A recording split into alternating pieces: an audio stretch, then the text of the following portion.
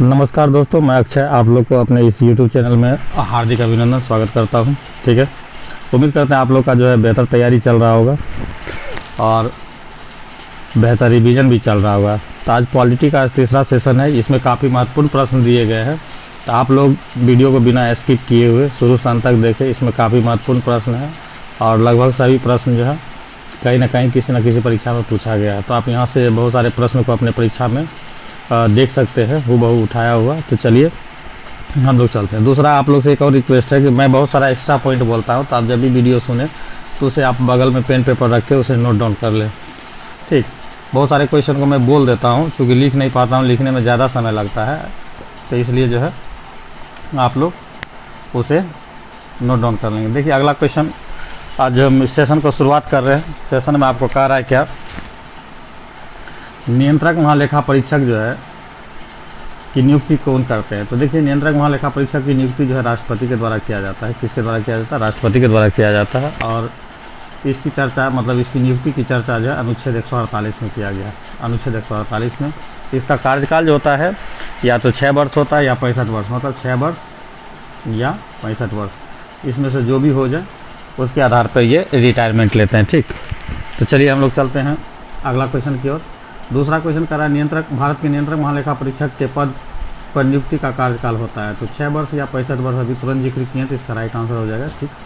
अगला क्वेश्चन तीसरा नंबर का रहा है, नियंत्रक एवं महालेखा परीक्षक की नियुक्ति राष्ट्रपति द्वारा होता है, तो अपने पद से उसे हटाया जा सकता है। तो अपने पद से हटाया जा सकता है, तो देखिए इसमें भारत सरकार की बात है, तो इसका हो जाएगा संसद के दोनों सदनों के संबोधन द्वारा। तो इसका राइट आंसर हो जाएगा आपका बी नंबर हो जाएगा। क्या हो जाएगा? B number. क्लियर? चलिए आगे हम लोग चलते हैं चौथा नंबर की ओर। करा भारत का नियंत्रक महालेखा परीक्षक निम्नलिखित में से एक का मित्र एवं मार्गदर्शक होता है। तो देखिए ये जो है पब्लिक अकाउंट्स कमेटी का जो है मार्गदर्शक एवं मित्र होता है, तो ये हो जाएगा आपका डी नंबर हो जाएगा। अभी जो लोक लेखा समिति का अध्यक्ष हैं अधीर रंजन चौधरी है। और आपको बता दें नियंत्रक महालेखा परीक्षक को जो सार्वजनिक धन का संरक्षक कहा जाता है। ठीक, और इसे जो ये जो है संचित निधि का क्या करता है? संरक्षण भी करता है। अगला क्वेश्चन हम लोग चल रहे हैं 5 नंबर में। करा कि वर्ष 1971 का संशोधन महालेखा नियंत्रक के कर्तव्य शक्ति और सेवा शक्ति अधिनियम लेखांकन और लेखा परीक्षण को पृथक करता है और सीएजी को लेखों की तैयारी के उत्तरदायित्व से मुक्ति देता है। यह संशोधन किया गया था। बहुत ही अच्छा क्वेश्चन है ये। तो ये जो है आपको 42वें संविधान संशोधन 1976 में किया गया था। तो इसका राइट आंसर हो जाएगा 1976। क्लियर? आगे हम लोग चल रहे हैं। अगला क्वेश्चन करा कि लोक निधि का अभिभावक किसे कहा जाता है। तो देखिए लोक निधि का अभिभावक जो है आपको नियंत्रक महालेखा लेखा परीक्षक को कहा जाता है, कि ये लोक धन का क्या होते हैं? संरक्षक होते हैं। क्लियर?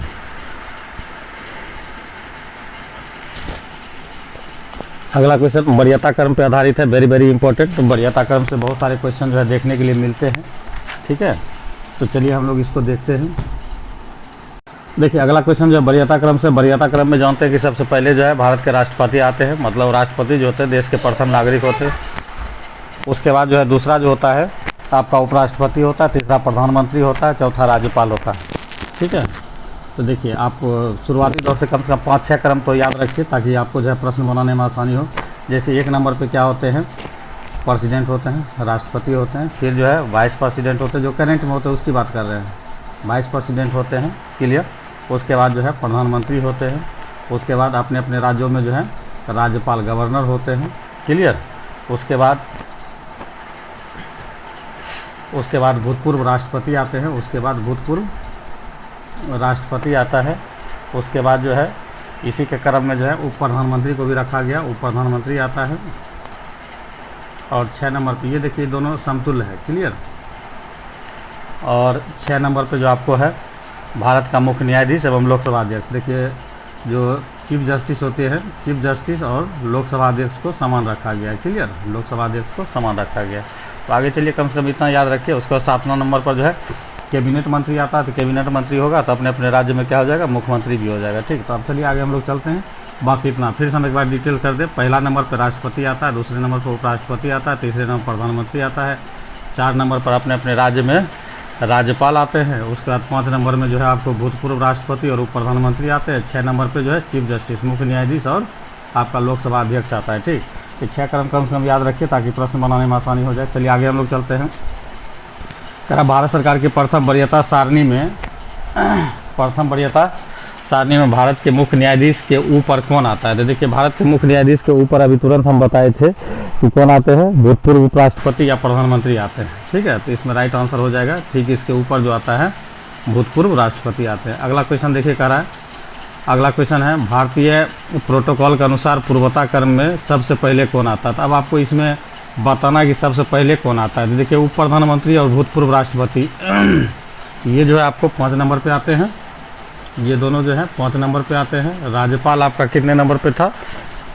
तो भूलते हैं तो आप राष्ट्रपति को ऊपर कर लीजिए, उपराष्ट्रपति को, फिर प्रधानमंत्री को, उसके बाद राज्यपाल। तो राज्यपाल कितने नंबर पे? 4 नंबर पे।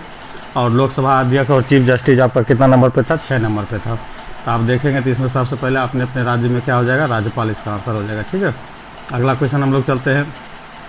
भारत सरकार में सबसे ऊंचा पद सिविलियन अधिकारी कौन होता है? वेरी वेरी इंपॉर्टेंट, ये बहुत बार हम जिक्र किए हैं। कैबिनेट मंत्रिमंडल का सचिव होता है, तो इसका देखिए हो जाएगा मंत्रिमंडलीय सचिव आंसर हो जाएगा। तो इसका राइट आंसर हो गया आपका सी। अगला क्वेश्चन है भारत सरकार में सर्वोच्च शासकीय अधिकारी क्या होता है? तो वही क्वेश्चन आपसे फिर पूछा गया, शासकीय अधिकारी कौन होता है? तो देखिए आपका भारत के मंत्रिमंडलीय सचिव हो जाएगा आपका सर्वोच्च अधिकारी। राइट आंसर आपका सी हो गया। चलिए अगला क्वेश्चन संसद से। संसद किससे मिलकर बनता है? तो देखिए संसद के बारे में पहले भी बताया कि राज्यसभा होता है, लोकसभा और फिर आपका क्या होता है? राष्ट्रपति होता है। ये 3 चीज़ से मिलकर बनते हैं। तो देखिए कहाँ पर है, ये आपका हो जाएगा इसमें राष्ट्रपति और संसद के दोनों सदन आंसर हो जाएगा। ठीक, आगे हम चलते हैं। 12 नंबर का लोकसभा के लिए चुनाव के लिए निर्वाचित होने के लिए कितनी आयु होनी चाहिए? तो लोकसभा के लिए आपको न्यूनतम आयु होनी चाहिए 25 वर्ष होनी चाहिए, जबकि राज्यसभा के लिए आपका कितना होना चाहिए? 30 वर्ष होना चाहिए। ठीक, आगे हम लोग चलते हैं। 13 नंबर में करा लोकसभा में राज्यवार सीटों का आवंटन 1971 की जनगणना पर आधारित है। यह निर्धारण कब तक रहेगा? तो ये 2026 तक रहने का पहले से प्रोविजन किया गया। राइट आंसर 2026 हो जाएगा। 14 नंबर का भारत के संविधान में निर्धारित किए गए लोकसभा सदस्यों की संख्या अधिकतम हो सकती है। तो देखिए अधिकतम जो है आपका 552 हो सकती थी पहले, 552। अब एंग्लो इंडियन को समाप्त कर दिया, तब इसका राइट आंसर हो जाएगा 550। उसके आधार पर आंसर लगाएंगे तो इसका राइट आंसर हम लोग ई देंगे। ठीक है, आगे हम लोग चलते हैं। 15 नंबर करा संविधान के किस संशोधन ने लोकसभा के सदस्यों की संख्या 525 से बढ़ाकर 545 किया गया था? तो ये 31वां संविधान संशोधन था। तो इसमें जो है 525 से बढ़ाकर 545 किया गया था। तो राइट आंसर हो जाएगा ये। अगला चलिए 16 नंबर में हम लोग चल रहे हैं। 16 नंबर करा कि भारत के संविधान के अनुच्छेद 82 के अनुसार लोकसभा सीटों का राज्यों के मध्य आवंटन की जनगणना के आधार पर है। तो देखिए ये भी 1971 के जनगणना के आधार पर ही है। तो राइट आंसर हो जाएगा बी 1971। अगला करा वर्तमान लोकसभा में प्रत्येक राज्य के लिए स्थानों का आवंटन है। फिर वही रिपीटेड क्वेश्चन है, तो इसका भी राइट आंसर आपका 1971 ही हो जाएगा। अगला क्वेश्चन 18 नंबर करा लोकसभा में राज्यों को किस आधार पर आवंटित की गई? तो जनसंख्या के आधार पर किया गया। तो इसका राइट आंसर हो जाएगा ये। अगला क्वेश्चन आपसे कह रहा है कि लोकसभा में अनुसूचित जनजातियों के लिए निम्नलिखित किस राज्य में सर्वाधिक आरक्षित सीट है? तो देखिए आपका सबसे ज़्यादा जो एमपी में रखा गया, तो एमपी इसका राइट आंसर हो जाएगा। ठीक है, अगला क्वेश्चन हम लोग चलते हैं। लोकसभा में एंग्लो इंडियन समुदाय को सदस्य को मनोनीत करने की शक्ति किसके पास? तो देखिए ये शक्ति पहले राष्ट्रपति के पास थे, अब हालांकि ये शक्ति समाप्त कर दिया। अब एंग्लो इंडियन का मनोनयन को क्या कर दिया गया है? समाप्त कर दिया गया। तो ये क्वेश्चन का अब जो है इंपॉर्टेंस घट गई है। ठीक, अब आगे हम लोग चलते हैं। अगला क्वेश्चन करा 21 नंबर में। अगला क्वेश्चन करा भारत का राष्ट्रपति लोकसभा के 2 सदस्यों को निम्न में से किसका प्रतिनिधित्व करने के लिए मनोनीत करते हैं? तो ये पहले एंग्लो इंडियन का करता था। तो इसका राइट आंसर हो जाएगा बी। हालांकि अब ये क्वेश्चन समाप्त हो गया, ये अब पूछने की ज़्यादा संभावना नहीं है। 22 नंबर में कह रहा क्या देखिए कि संविधान संशोधन द्वारा राज्य में निर्वाचित होने वाले लोकसभा के सदस्यों की संख्या में वृद्धि करने से संबंधित है। तो 31वां संविधान संशोधन जहाँ नजर आएगा तो वो जो होगा आपका वृद्धि करने से होगा। तो इसका राइट आंसर हो जाएगा, क्योंकि इसी में 525 से 545 किया गया। तो राइट आंसर आपका सी हो जाएगा। 23 नंबर में चल रहा है लोकसभा को कार्यकाल पूरा करने से पहले भंग किया जा सकता है। तो लोकसभा को भंग किया जा सकता है जब प्रधानमंत्री की सिफारिश राष्ट्रपति को मिल जाएगा, तब भंग किया जा सकता है। तो इसका राइट आंसर हो जाएगा डी नंबर। अगला क्वेश्चन है आपका लोकसभा में कम से कम कितने सत्र एक वर्ष में बुलाए जा सकते हैं? तो न्यूनतम जो है 2 बुलाए जा सकते हैं 6-6 माह पर। तो इसका राइट आंसर 2 हो जाएगा। करा लोकसभा का क्वारम पूर्ति के लिए कुल कितने सदस्य होनी चाहिए? तो ये देखिए कुल सदस्य का 1/10वां भाग होना चाहिए। राइट आंसर हो जाएगा डी। 26 नंबर का लोकसभा और राज्यसभा की जनपूर्ति में कितनी होनी चाहिए? तो कुल सदस्यों का कितना होना चाहिए? 1/10 होना चाहिए। तो इसका राइट आंसर हो जाएगा सी 1/10 हो जाएगा।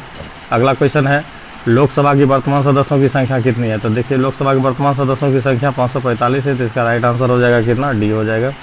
क्लियर। अगला क्वेश्चन हम लोग चलते हैं, लोकसभा का कार्यकाल। तो कह रहा है लोकसभा का कार्यकाल जो है किसी भी परिस्थिति में नहीं बढ़ाया जा सकता, नहीं, जब इमरजेंसी लगने पर जो है उसे एक बार में 1 साल बढ़ाया जा सकता है। तो यह देखिए आपातकाल घोषणा के दौरान एक वर्ष में एक वर्ष तक के लिए बढ़ाया जा सकता है। तो इसका राइट आंसर आपका हो जाएगा सी नंबर। क्लियर, इमरजेंसी में बढ़ाया जा सकता है। 29 नंबर कह रहा है कि कौन सा राज्य सबसे अधिक लोकसभा भेजता है? तो देखिए यूपी जो है सबसे अधिक लोकसभा को भेजता है, तो इसका राइट आंसर हो जाएगा कितना? यूपी हो जाएगा। क्लियर, ये यहाँ से जो है 80 लोकसभा सदस्य को भेजा जाता है, जबकि बिहार से आपको 40 भेजा जाता है और पश्चिम बंगाल से आपको जो है 42 भेजा जाता है और मध्य प्रदेश से आपको जो है 29 भेजा जाता है। कितना भेजा जाता है? 29 भेजा जाता है। ठीक, आगे हम लोग चलते हैं।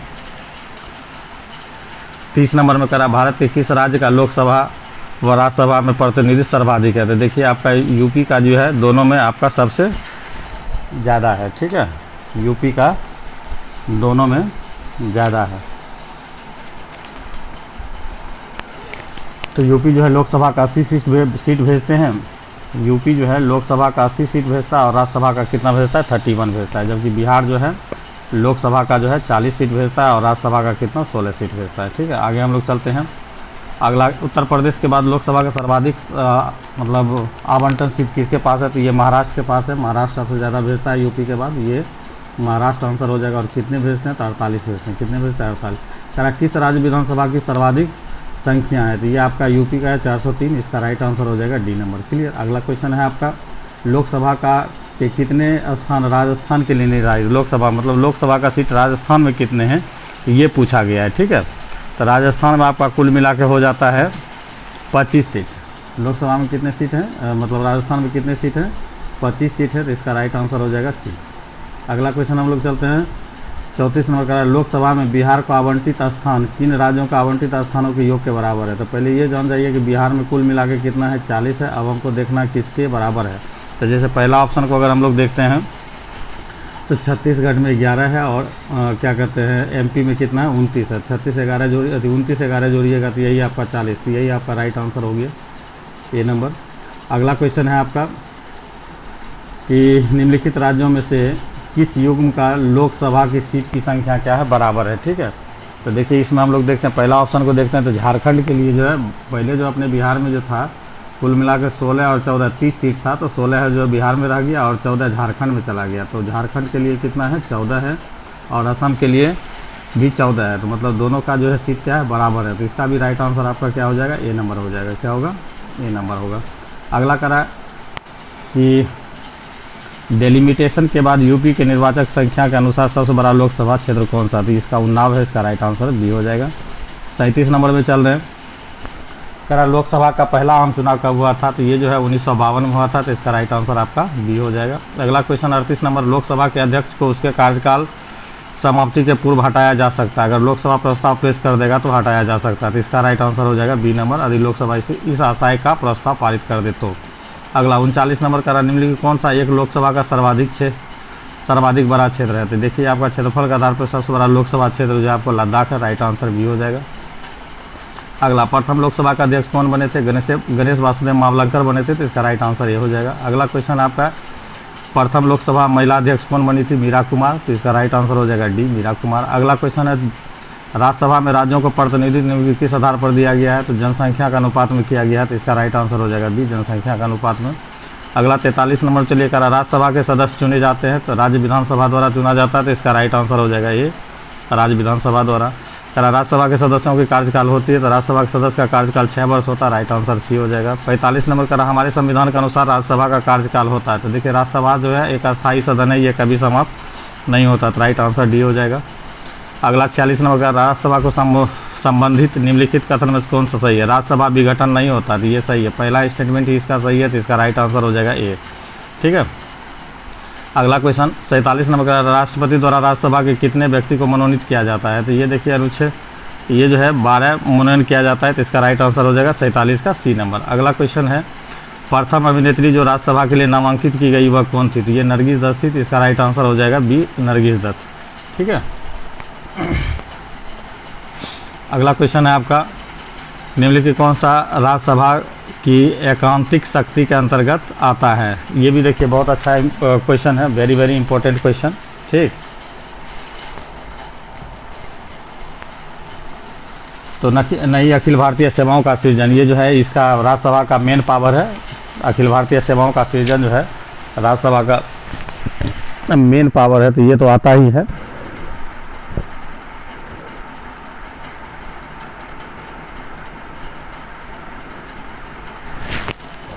अगला क्वेश्चन हम लोग ऑप्शन देख रहे हैं, 49 का ये सही है। उसके बाद आपको कह रहा है आकस्मिक रिक्त में भारत के उपराष्ट्रपति का निर्वाचन, ये भी सही है कि अगर एकाएक जो है राष्ट्रपति का पद खाली हो जाए तो उपराष्ट्रपति काम करेगा। किसी राज्य की विधान परिषद की समाप्ति, तो ये देखिए इसमें हम लोग जो है अच्छे से देखेंगे कि सी नंबर जो है होगा कि नहीं होगा। तो ये 49 नंबर का अगर आप देखते हैं तो 49 का आखिर पूछ क्या रहा है, इसमें जो है सभी लगभग हो ही रहा है। तो एकांतिक शक्ति मतलब सबसे ज़्यादा पावरफुल शक्ति कौन सा? तो इसका राइट आंसर आपका यही हो जाएगा, अखिल भारतीय सेवाओं का सृजन जो है इसका महत्वपूर्ण पावर है अनुच्छेद 312 के।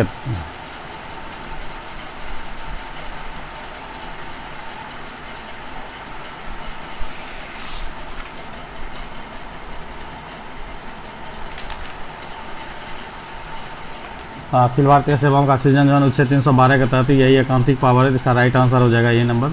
अगला क्वेश्चन हम लोग 50 नंबर में चल रहे हैं। करा भारतीय संविधान के अंतर्गत निम्नलिखित में कौन सा अनुच्छेद संसद को राष्ट्र सूची के विषय पर नियम बनाने